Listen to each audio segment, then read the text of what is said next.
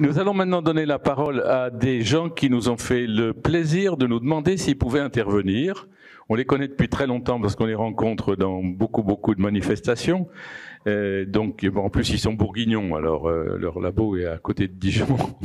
Et on va donner donc la parole à Claude et Lydia Bourguignon, qui vont ne plus intervenir en tant que laboratoire d'analyse microbiologique des sols, mais en tant que vigneron à Cahors.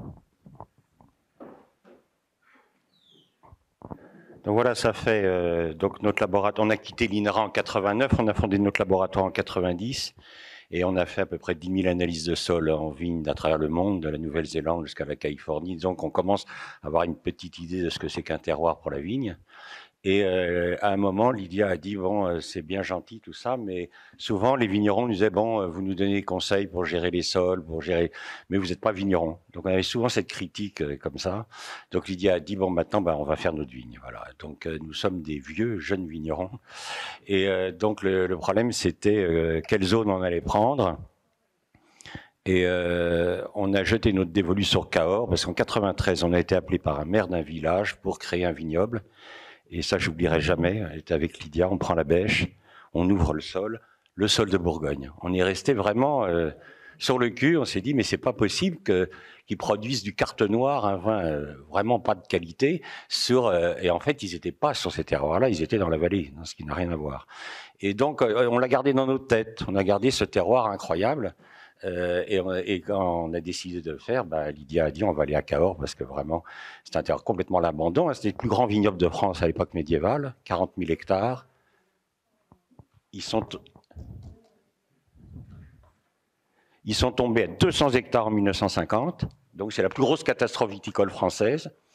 Les gars qui ont survécu sont partis en Argentine avec leur côte, puisqu'on ne disait pas le Malbec, on disait le côte. C'est monsieur Malbec qui a introduit le côte à Bordeaux, au château de Prayssac. C'est pour ça que ça s'appelle le Malbec et que ça s'appelle aussi le plan de Prayssac. Mais son vrai nom, c'est le côte. Et ils sont partis en Argentine. Et maintenant, l'Argentine a 40 000 hectares de côte, alors que la France n'en a que 4 000 hectares. Donc, ils ont replanté ils ont profité du fait, les survivants ont profité du fait que Pompidou, sa femme, était de Cajarc, pour demander la création d'une AOC. Et quand ils ont créé cette AOC, il faut savoir que c'était des paysans qui étaient en polyculture élevage. Ils avaient des tracteurs, ils faisaient des maïs, ils faisaient des légumes, etc. Donc ils ont adapté, ils ont planté dans la vallée, c'était à plat, c'était plus facile à mécaniser, et ils ont fait le carte noire. Mais il faut savoir qu'il n'y a jamais eu de vigne au bord du Lot. Quand vous regardez les cartes médiévales, les 40 000 hectares étaient sur des coteaux. On est sur du quai méridien, c'est-à-dire le même étage que Sancerre. Donc, c'est la raison pour laquelle on a décidé de prendre comme cépage de base le Sauvignon, puisque c'est le cépage de Sancerre. Et vous avez des pentes qui sont assez impressionnantes. Et quand vous lisez Guyot, l'empereur avait demandé à Guyot de faire le tour de tous les cépages de France, de tous les terroirs de France. Je te passe le... Non, je termine juste ça et je te passe le... Guyot termine ses 13 volumes d'études en disant, sire, de tous les vignobles qui m'a été donné de voir, il n'y en a que 2 qui sont merveilleusement bien tenus, la Bourgogne et Cahors. Donc ça montre que Cahors a été un très grand vignoble, mais hélas complètement effondré. Donc voilà, notre travail, ça a été de faire renaître un terroir complètement oublié en France et qui est magique, à 40 000 hectares à l'abandon. C'est pas une petite surface. Donc je vais laisser la parole à Lydia. Donc Claude a un petit peu commencé à dire, mais c'est vrai que l'idée au départ, ça a été, parce que être vigneron à l'âge où on avait, c'était un peu compliqué puisqu'on a commencé il y a environ 15 ans, mais c'était vraiment pour mettre en application le départ de ce projet. C'est vrai que j'avais envie de ça, mais le départ de ce projet, c'était vraiment pour faire comprendre que tout ce qu'on conseillait auprès du monde viticole et même chez les vignerons, mais même chez d'autres, c'était que le sol, en fait, si on le détruisait quelque part, si on le détruisait, si on le travaillait trop, j'en ai parlé ce matin, en fait, pour la vigne. Et c'était pas bien, et surtout au départ le taux de matière organique, puisque quand on a travaillé au début dans beaucoup de domaines viticoles, le taux de matière organique était très faible, voire dans certains cas autour de 1%, voire inférieur à 1%. Donc les difficultés de la culture de la vigne, elles étaient aussi liées à ça. et à des utilisations massives de produits et destruction de sol.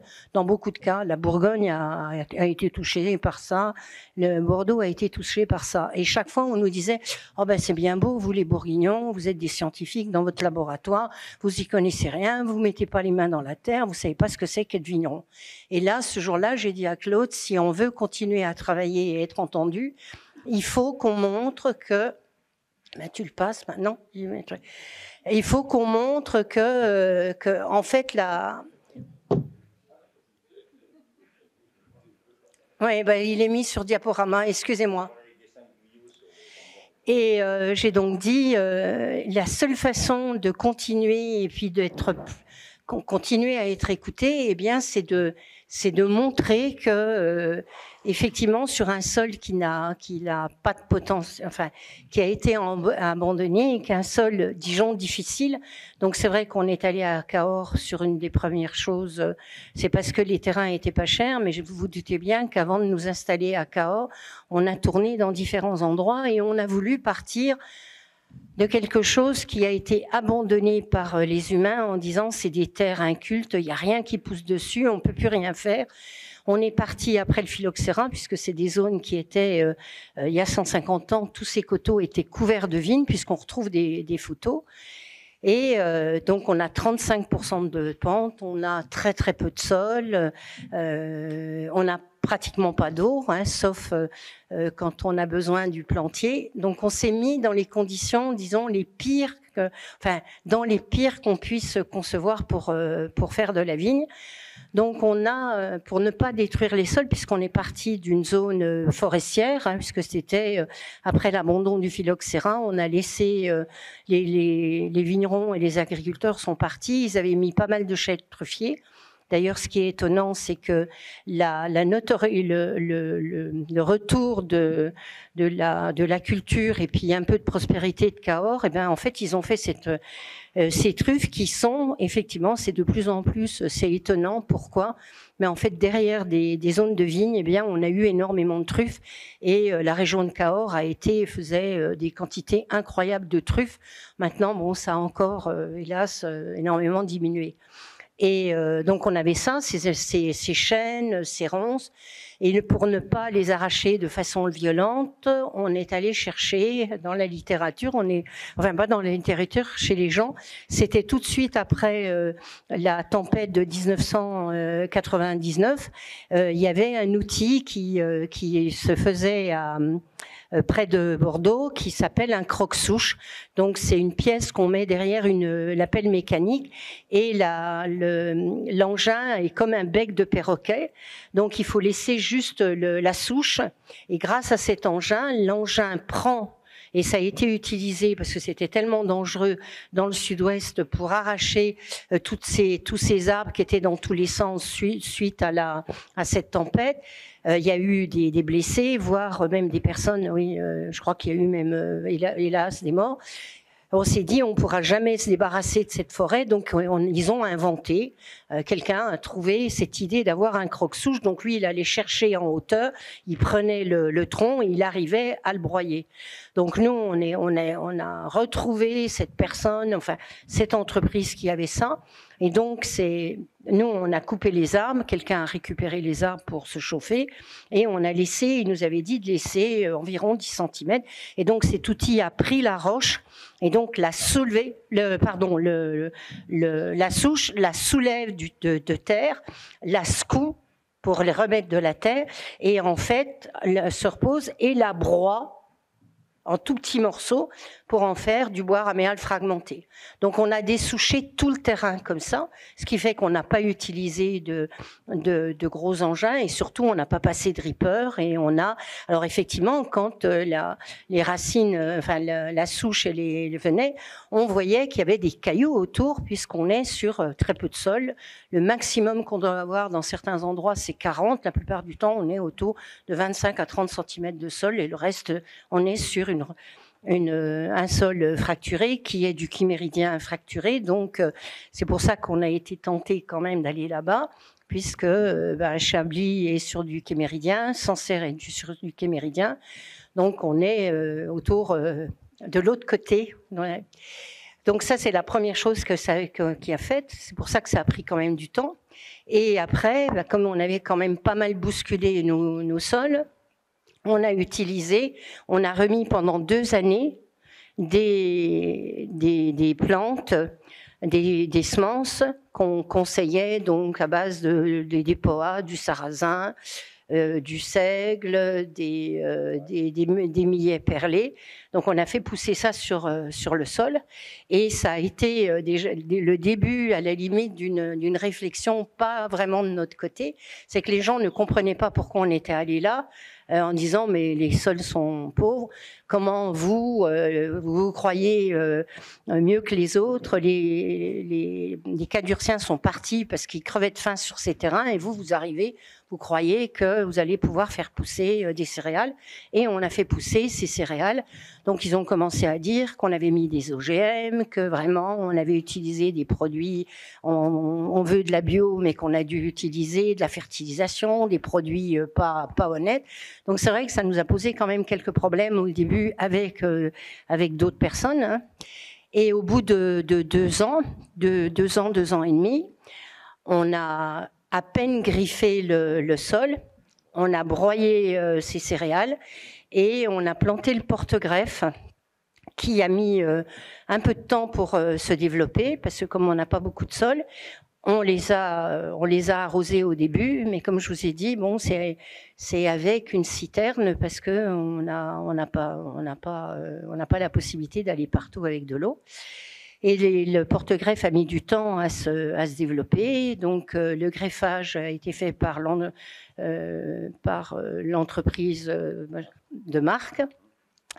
Et ce greffage au champ s'est fait pendant plusieurs années, puisqu'on n'a pas pu greffer tout de suite, parce que les bois étaient trop petits. Et donc, mais par contre, je partage, puisque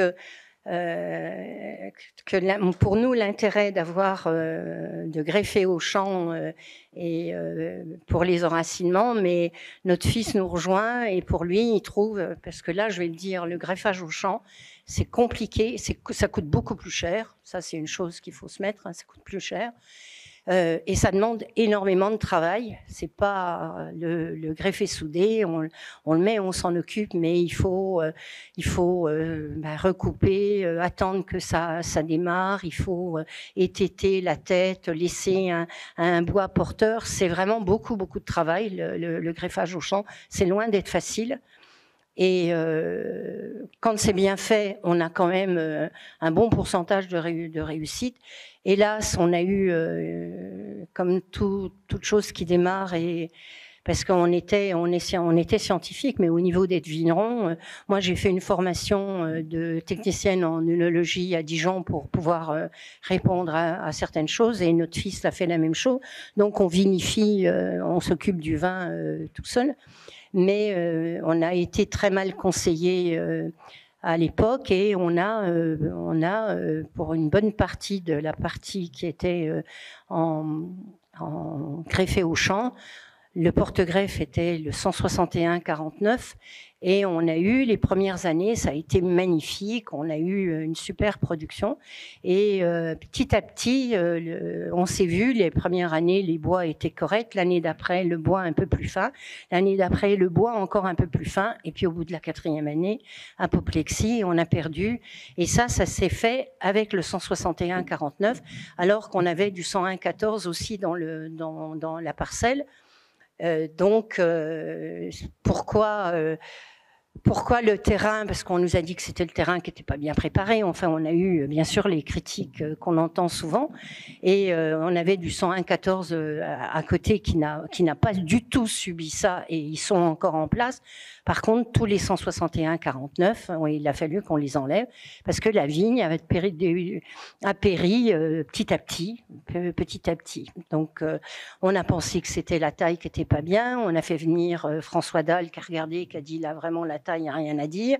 On a fait venir Birbinte et lui a dit c'est le 161-49 qui pose un vrai problème. Donc ça, c'est pour ça que Olivier a dit de ne pas le planter, mais vraiment nous on ne le conseille plus du tout. Donc on est obligé de replanter. Donc on a eu quand même pas mal de soucis. Alors pourquoi après cette volonté, puisque on parle des cépages modestes, pourquoi cette volonté de mettre des cépages oui, on va dire modestes parce qu'ils sont peu utilisés? C'est que pour nous, l'appellation Cahors, avant qu'elle soit faite, c'est une appellation qui est jeune, je crois qu'elle a 50 ans. Dans ce qui était le Malbec, il y avait effectivement le Malbec, mais il y avait aussi l'autre côte qui s'appelait le côte à pied rouge. Et en parlant avec les anciens nous disaient oh là là, quand surtout on fait quelqu'un qui nous avait aidé, il dit oh je me souviens quand j'étais gamin, on me faisait érafler et puis j'allais dans les vignes et il y avait du raisin qui était plus petit, qui était bon, mais alors il avait les rafles rouges et on l'appelait le pied de perdrix. Et il nous avait dit, si seulement vous pouviez en remettre, vous me feriez un plaisir fou, parce qu'en plus, c'était bon. Donc, en cherchant, je ne sais pas pourquoi il était abandonné. Nous, on le voit sur le terrain, puisqu'on a le Malbec avec les côtes, la rafle verte, et le côte à pied rouge avec ses rafles rouges, qui sont vraiment à côté, notre domaine, il est sur un coteau, et on n'a pas 6 hectares en production, mais il y a 6 hectares sur le coteau. Et il est un peu plus coulard que le Malbec, mais surtout les grappes sont petites et il fait moins de rendement. Alors que le Malbec, il fait un beau... Bon, il est connu pour faire un beau rendement. Donc on s'est dit, on va aller rechercher, on va essayer de trouver où se trouve le côte à pied rouge. Et la Grange Tiphaine dans la Loire a une vigne de côte à pied rouge qui a 85 ans. Donc, il a accepté de nous passer ses bois. Et ces bois, grâce aux pépiniéristes qu'on connaît, ont été... non, on les a gardés. Non, les premiers bois, on les a gardés en chambre froide. Et ils ont été greffés par Birbinte. Après, on s'est dit... oui, on pourrait essayer de travailler. Donc, on a lu Guyot, on a lu des ouvrages anciens. Et on s'est dit, il n'y avait pas que du Malbec, et en plus l'appellation a mis une chose, c'est le Merlot. Le Merlot, il se plaît dans la première terrasse qui est au bord du Lot, mais nous, on est sur le coteau, avec pas beaucoup de sol. Le Merlot, si on a mis du Merlot, il se plaît pas, il peut pas. On n'a pratiquement pas d'eau, donc c'est assez compliqué. Donc on a cherché quand même autre chose, et on a donc, en parlant et puis en lisant différentes choses, on s'est dit, on va prendre le père du Malbec, qui est donc le Prunelard. Donc on a mis du Prunelard, qu'on est allé chercher chez Plageol, puisqu'il en a. Et puis, on a mis du Jurançon, qui est la mère, et on a mis après de la Négrette, sa cousine, et on a mis un peu de Cabernet Franc. Donc ça, c'était pour nos cépages rouges, et en disant, c'était pas pour remettre aussi ces cépages de cette région qui sont oubliés, puisque si on veut l'appellation Cahors, il faut avoir au moins 70% de Malbec, et les restes de 30%, c'est du Merlot et Tanat. Le Jurançon, qui était utilisé autrefois, a été exclu, et je ne comprends pas, parce que là, on vient de goûter un Jurançon, et le Jurançon, c'est quand même un cépage magnifique. Pourquoi on a supprimé ça pour mettre le Merlot, qui peut-être au bord du Lot, mais autrefois dans l'appellation Cahors, ils ont descendu l'appellation sur le Lot, alors qu'avant, quand on regarde les vieux écrits, toute la bande qui est le long du Lot était une bande maraîchère, puisqu'on faisait le melon du Quercy, la grande fraise de Cahors, c'était que des maraîchages. Et donc maintenant, la vigne vient au bord. Alors c'est sûr que le Merlot, là, il a l'humidité, il a ce qu'il faut, mais sur les coteaux, ça marche moyennement, et on voit avec le réchauffement de la planète, c'est encore pire, parce que les degrés sont en train de flamber. Et par exemple, donc là, moi, je pense que dans le patrimoine que nous avons, qu'on a au niveau de ces cépages modestes, on pourrait aller chercher en fait certains cépages, par exemple la Négrette, un cépage qui fait pas beaucoup d'alcool, même quand il fait très chaud. On l'a vu, nous, en 2020, elle ne monte jamais son alcool.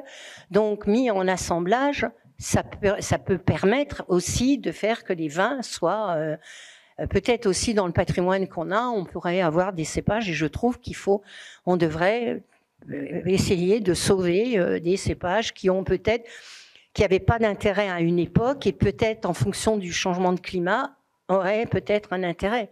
Mais voilà.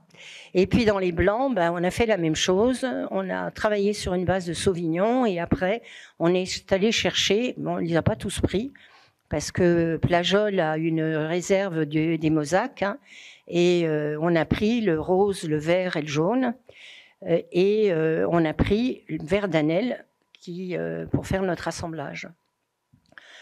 Donc nos vins, la première vendange a été vendue, a été 2017, mais c'est vrai qu'on avait on a fait 2 vendanges avant, mais personnellement, je n'étais pas satisfaite de ce que c'était. J'avais peur que ça soit pas assez bon, qu'on soit pas, on nous dise non, vos vins c'est pas terrible. Et on les fait goûter maintenant et les gens nous disent mais c'est dommage, vous auriez dû les mettre en vente tout de suite. Voilà. Donc c'est un peu notre histoire, mais notre histoire elle a été aussi, et ça surprend des gens, et des gens viennent nous voir en disant mais oui, on peut faire de la vigne sans avoir, en respectant effectivement le sol. On utilise des enherbements d'hiver.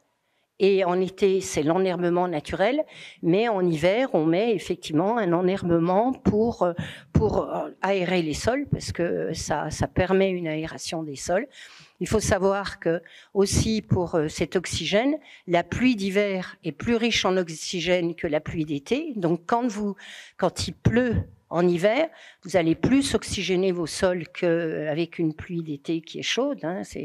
À la limite, c'est connu. Hein. Dans l'eau froide, on a des truites. Dans des eaux plus chaudes, c'est connu parce qu'elles sont beaucoup plus oxygénées. Donc, on fait un enherbement en hiver qu'on a. Pour l'instant, on n'a pas encore. On cherche un outil on est en train de se le faire. Un outil, un rouleau Faca pour vraiment pouvoir écraser sur le sol. Ça permettrait pour l'été de faire comme un manteau, puisque si on l'écrase, ça va rester au sol, on gardera les racines. D'ailleurs, comme on le tond, on garde les racines, mais là, en l'écrasant, on aura moins de reprises. Et en été, donc pour l'instant, on fait un griffage très, très superficiel.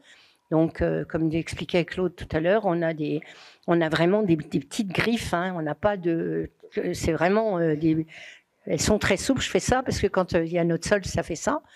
Et plus tard, on voudrait un rouleau Faca pour pouvoir. Et autrement, en été, on laisse l'enherbement naturel. Donc, pourquoi on fait du blanc, pourquoi on fait du rouge? On a maintenant quand même dans notre ordinateur, on a 10 000 analyses. On les a fait étudier statistiquement par l'Université de Dijon, par le laboratoire de mathématiques de l'Université de Dijon. Et nous avons maintenant des critères qui nous permettent de dire ça c'est un sol à blanc, ça c'est un sol à rouge. C'est qu'en fait, nous avons travaillé d'abord sur la Bourgogne. La Bourgogne, c'est très intéressant. Vous n'avez qu'un seul cépage blanc, c'est le Chardonnay, qu'un seul cépage rouge, le Pinot.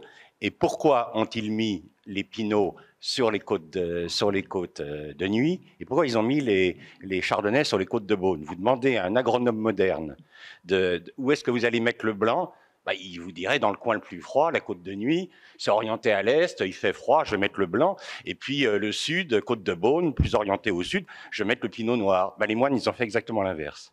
Donc le message des moines, il est très intéressant. Le message des moines, il dit le sol est plus important que le climat. Et c'est exactement l'inverse de la pensée des agronomes modernes qui pensent que c'est le climat qui est le plus important que le sol. Et là, les moines, ils nous donnent une grande leçon. Et donc, on a travaillé sur la Bourgogne et nous sommes intéressés parce que c'est un vrai problème, hein, ça, depuis, je dirais, oui, depuis le 19e, les scientifiques se disent, mais pourquoi on a mis les rouges là? Pourquoi on a mis... Vous regardez la Bourgogne, vous avez 3 étages géologiques, bajossien, bâtonnien, oxfordien.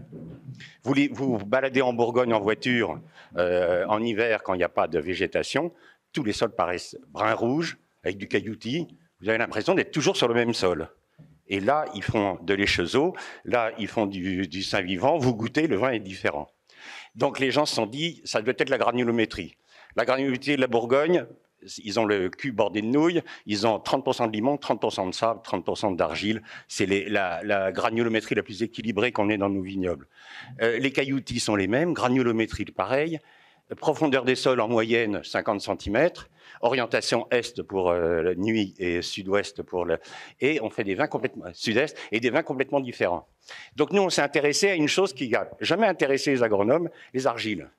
Et donc on s'est dit, parce qu'au début, quand on a travaillé, on avait mis notre laboratoire dans la cave de la maison, parce qu'on a acheté du matériel d'occasion, on n'avait pas beaucoup de sous. Hein. Et Lydia me disait, c'est marrant, chaque fois que tu me rapportes des vins, des sols de la Côte de Nuit, on est sur des argiles à très grande surface interne, donc entre 300 et jusqu'à 700 mètres carrés par gramme. Et puis, quand tu me rapportes Côte de Beaune, on est plutôt dans les 150, 200 mètres carrés par gramme. Donc, on s'est dit, tiens, il y a peut-être là quelque chose qui permet d'indiquer un des facteurs, parce qu'il y en a plein d'autres, hein, un des facteurs intéressants qui permet de distinguer les sols à blanc des sols à rouge. Et donc, on s'est mis à faire les mêmes mesures ailleurs. On a été à Bordeaux. À Bordeaux, bah, pareil, vous allez sur là où ils font les vins blancs, faible surface interne, là où ils font les vins rouges, grande surface interne. Vous allez à Saint-Émilion, je me souviens, dans un domaine, le gars nous dit, cette parcelle m'a jamais fait du bon vin rouge, on analyse, je lui dis, c'est un sol à blanc, pourquoi vous faites du rouge? Ah bah il dit, il cherche dans ses archives, c'était une famille ancienne, elle m'a dit, jusqu'en 1855, c'était en blanc, puis on a décidé de passer en rouge. Bah, j'ai dit, vous ne ferez jamais un grand rouge sur un sol à blanc. Et donc, on a travaillé en Alsace, pareil. L'Alsace, vous retrouvez majoritairement des sols à blanc. Il y a des zones de sols à rouge. La Champagne, c'est très intéressant. Côte de Blanc, faible surface interne, ils font du chardonnay. Vous allez sur la colline de Reims, grande surface interne, ils font du pinot, qui traite en Champagne, mais qui autrefois était traité en vin rouge. Paris sur Châteauneuf-du-Pape, etc. Et donc, ça là, c'est très intéressant. La plus faible surface interne qu'on ait mesurée en France, c'est la coulée de Séran, 52 mètres carrés par gramme. Et ça fait partie des plus grands blancs de France. Plus grande surface interne qu'on ait mesurée, c'est Pommard et Pétrus, 700 mètres carrés par gramme, on est en smectite. Et puis le Musigny aussi, on est en approche 700 mètres carrés. Donc ça fait partie des critères. On en a d'autres, hein. Il y a des critères sur l'orientation, sur la pente, bon. Mais disons, cet ensemble nous permet de dire ça c'est un sol à blanc, ça c'est un sol à rouge. Et donc quand on est arrivé sur notre terrain, avant de faire les analyses, avant d'acheter, on a analysé pour savoir si on pouvait faire, parce qu'on voulait faire du blanc, parce qu'on adore les vins blancs. Et donc il se trouve que la séparation entre les surfaces internes d'argile se fait dans le sens de la pente. Donc le sommet de nos collines, c'est pour des cépages à blanc, et le bas de nos collines, c'est pour des cépages à rouge. Donc c'est la raison pour laquelle nous faisons les deux, c'est qu'on est sur des sols à blanc et des sols à rouge. Et vous ne ferez jamais un grand rouge sur un sol à blanc. Et ça, c'est le problème qu'on a dans le Nouveau Monde. Régulièrement, nous arrivons dans des domaines qui se plaignent de la qualité de leur vin, et ils ont mis des rouges sur des sols à blanc. Et ça, quand vous dites à un Californien, vous avez un grand sol à blanc, il faut faire du vin blanc, il vous explique, mais le vin blanc, ça se vend pas en Californie. Donc eux, ils ont une approche strictement mercantile. Et quand on leur dit, mais attendez, c'est bête, parce que votre vin est pas top, et il sera jamais top, faites du blanc, et vous allez faire des grands blancs. Ils veulent pas. Oui, c'est intéressant de voir les réactions des nouveaux mondes qui ne connaissent pas et puis c'est normal, ils sont arrivés avec leur plan de vigne, ils ont planté, mais sans avoir cette connaissance. Et je pense que en Bourgogne, ils ont mis 6 siècles à délimiter les parcelles. Mais il ne faut pas oublier que c'était des moines, des bénédictins, qu'ils avaient 2 messes par jour, ils buvaient donc 2 fois par jour. Donc les gars, ils s'entraînaient, puis ils ont fini par les délimiter.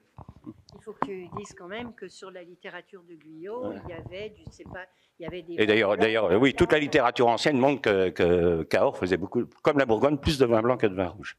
Parce qu'en Bourgogne, on fait plus de blanc que de rouge. Donc c'est intéressant de voir que les anciens qui étaient incapables de mesurer une surface spécifique d'argile, parce que ça c'est quand même des méthodes modernes d'investigation, uniquement par la dégustation, ils ne se sont pas trompés. Nous, on a fait une étude statistique sur la Bourgogne, on classe 100% des grands crus, à peu près 85% des premiers crus, et on est à 65-70% pour les villages. Puis après, sous la nationale, on classe plus rien.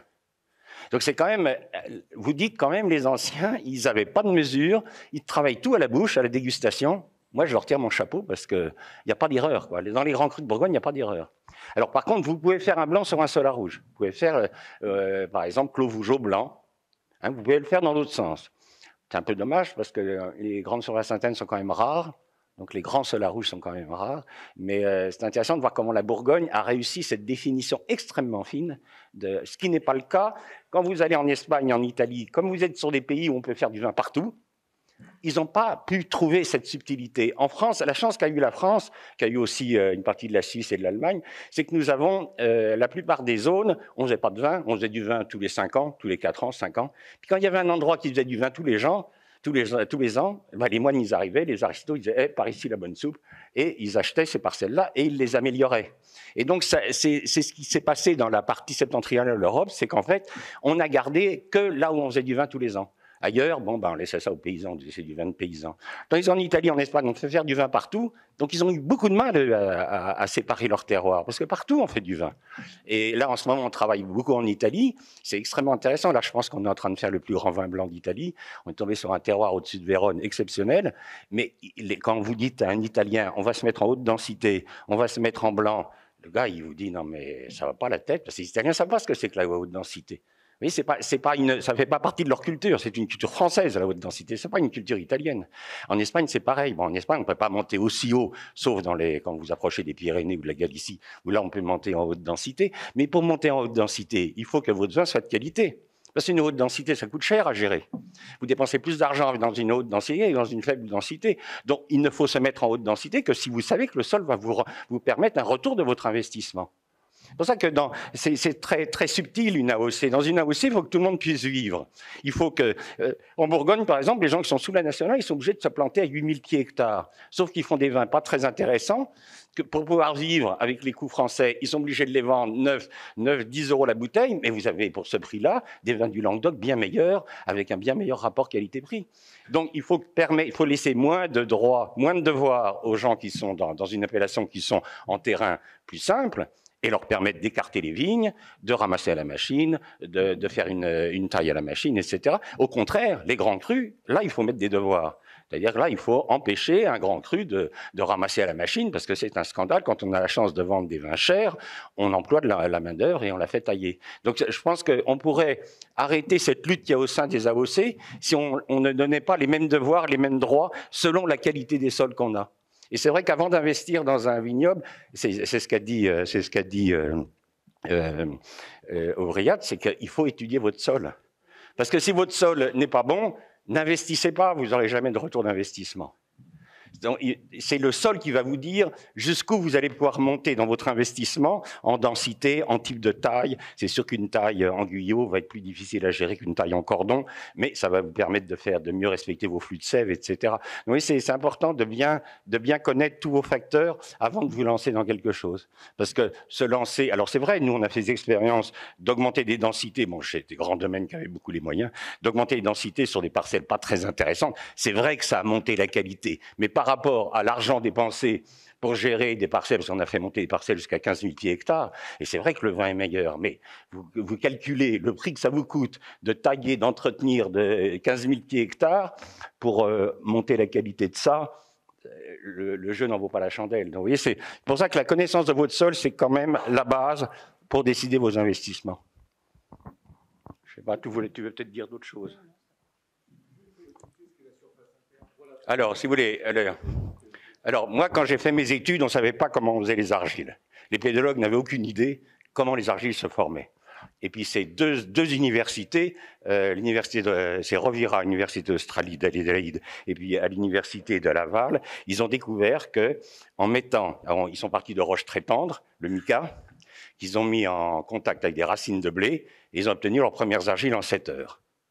Donc là, ils sont restés un peu, mais ils se sont dit, qu'est-ce qui se passe? En fait, c'est tout simple. Une roche, elle est formée de quoi? Quels sont les éléments qui fabriquent les roches? Majoritairement, la silice, le fer, l'oxygène, l'hydrogène, c'est les éléments majeurs.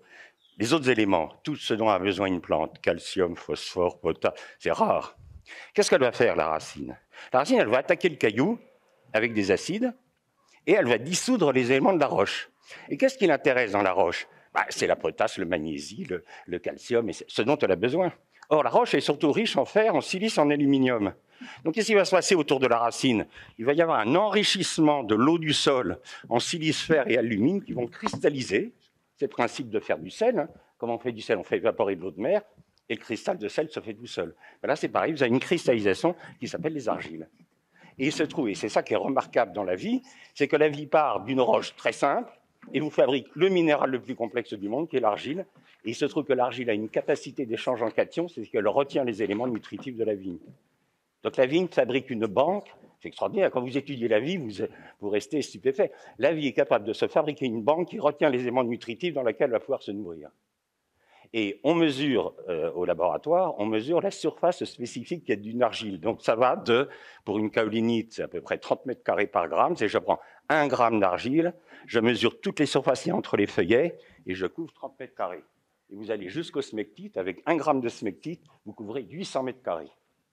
Eh bien, je vous garantis qu'il vaut mieux être bosseron avec 20% de smectite que d'être breton avec 40% d'illite ou de kaolinite. Il n'y a rien à faire, les sols ne sont pas politiquement corrects. Ça, vous n'y pouvez rien, c'est comme ça. Voilà, c'est exactement ça, c'est des Bretons. Et donc, cette donnée des argiles est extrêmement niée par les agronomes. Ils s'intéressent uniquement au pourcentage d'argile. Ils ne s'intéressent pas au type d'argile. Or, le type d'argile, il est fondamental pour la fertilité de votre sol, pour les échanges ioniques. Par exemple, les smectites sont très riches en fer. On sait que le fer est un précurseur des anthocyanes. Et donc, on fait des rouges. Pardon, le fer les smectites sont plus riches en fer que les kaolinites, et il se trouve que le fer est un précurseur des anthocyanes, donc ça vous fait des vins rouges. Alors après, les argiles vont évoluer, c'est un cristal quand il grandit, il va grandir. Donc à partir des roches sous nos climats, on a d'abord des chlorites, 50 mètres carrés par gramme, ensuite les ilites, 100 mètres carrés par gramme, ensuite les vermiculites, 200 mètres carrés par gramme. Vous allez évoluer ensuite vers les smectites, qui vont monter jusqu'à 800 mètres carrés par gramme, ça c'est le maximum. Et après, les feuillets vont se casser et vous allez tomber en kaolinite. Donc quand vous allez dans les pays tropicaux, nous quand on travaille en Argentine, etc., alors vous allez tomber sur des kaolinites qui sont les plus mauvaises de toutes les argiles, il n'y a plus que 30 mètres carrés par gramme, et ça c'est des sols très très pauvres. Et là, la vie va se développer, et c'est extraordinaire. Vous travaillez dans les forêts équatoriales du Congo ou d'Amazonie, sur des sols où on est à 95% d'argile, ce qu'on appelle les latosols, mais des kaolinites, donc ils ne retiennent rien, et vous avez la végétation la plus puissante du monde. Alors vous dites comment ça marche? Ben, c'est qu'en fait, la vie a une intensité de... Dès qu'une feuille tombe, elle est mangée par des bestiaux qui les recyclent, qui font des crottes, les champignons recyclent, et hop, ça repart. C'est-à-dire que dans la forêt équatoriale, il y a très très peu de carbone, mais tout est dans la végétation. Et puis chez nous, on a la moitié du carbone dans le sol et l'autre moitié dans la végétation. Donc quand les gars arrivent pour faire du soja OGM, ils foutent le feu à la forêt, tout est lessivé par la truc et au bout de 10 ans, le sol est ruiné. Donc nous, on leur explique, on a arrêté de travailler avec eux parce que maintenant, ils foutent tellement de glyphosate que c'est infernal. Ils en sont à 12 litres de glyphosate. Et comme ça ne suffit pas, ils rajoutent 6 litres d'atrazine. Donc nous, on a arrêté de travailler avec eux. Mais on leur expliquait de broyer, faire comme on a fait nous dans notre vignoble, broyer la végétation, laisser la matière organique sur le sol et cultiver à travers. Et ensuite, le monde vivant va fabriquer la molécule organique la plus complexe du monde, qui est l'humus. Donc c'est extraordinaire, vous voyez, la vie, elle prend de la matière organique simple, elle fait la molécule la plus complexe, l'humus, elle prend un caillou très simple, elle fait la molécule, la minérale la plus complexe, l'argile, elle les attache ensemble et elle fait le sol, le complexe argilo-humique qui retient les éléments nutritifs. Vous êtes obligé de dire chapeau, ça s'est fait en 4 milliards d'années, hein. Ça s'est pas fait tout seul, mais et donc, si vous ne respectez pas ça, vous avez une loi en pédologie qu'il ne faut pas dépasser si vous travaillez en pente. Hein. Si vous êtes à plat, ça ne vous concerne pas. Mais si vous êtes en pente, il ne faut pas que votre taux de matière organique descende au-dessous de 18% de votre taux d'argile. Sinon, vous aurez de l'érosion. Et ça, c'est une loi à respecter. Alors, toute la difficulté, c'est ce qu'on conseille aux vignerons avec qui on travaille, c'est comment apporter de la matière organique à une vigne sans lui donner trop d'azote et trop de phosphore et donc avoir des problèmes de pourriture. Et ça, c'est très subtil. Ça, c'est très subtil, ça dépend du type de sol, du type d'argile que vous avez. Donc là, on conseille aux gens, parce qu'il n'y a pas assez de matière organique dans les vignes, hein, vous avez des problèmes de manque de matière organique dans les vignes. Voilà. Merci. Hein.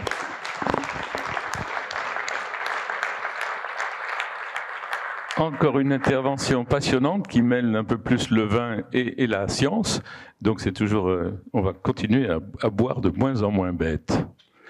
Et autre expérience tout à fait intéressante, c'est celle de Michel Laurent, qui a monté un conservatoire local et qui va donc intervenir pour montrer un petit peu cette expérience avec la précieuse collaboration d'Olivier Llobregat, l'indispensable Olivier.